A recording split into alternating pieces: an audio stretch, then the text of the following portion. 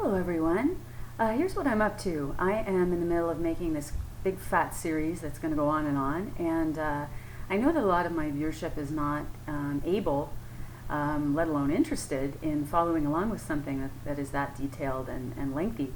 So what I'm going to do is interject these little smaller videos in between where I do some of my armchair typing and also address some other themes that have been I think would be of interest, perhaps, to others. And yeah, and so you can enjoy some of that maybe. So I'm going to be doing some more armchair typing with reference to pop culture documents.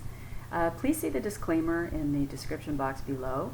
These are my opinions on what such and such a public figure I think would most likely identify, which type I think they would most likely identify with.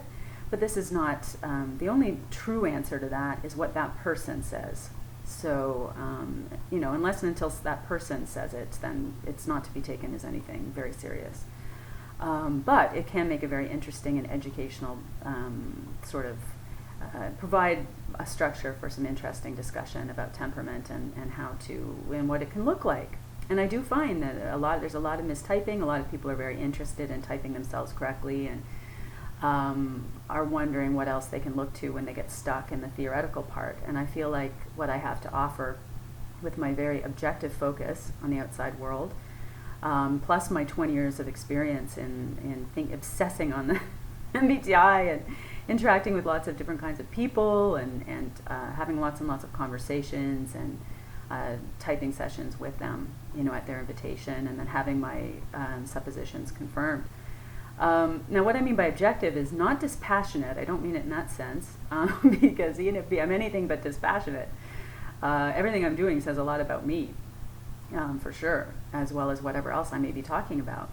What I mean, though, is that my dominant function as an ENFP of extroverted intuition has a real, quite naturally, my attention is very often drawn to looking at details in the outside world, the object world. That's what I mean by objective world.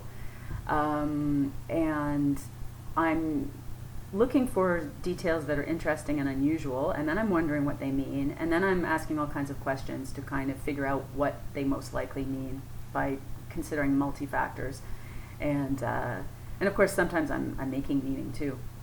So please keep all that in mind, okay, as I'm going about this. The subject today is Jennifer Lawrence. This is one I've been just wanting to do forever, with reference to the link that I'll put in the description box below. Here's the thing: there's this fan that apparently is absolutely crazed about Jennifer Lawrence. I thank her because I think she's up to, if I'm not mistaken, on her site, she's up to reel of funniest moments of Jennifer Lawrence, number 40. It's a lot of funny moments. Jennifer Lawrence has been in the spotlight for several years now, but wow.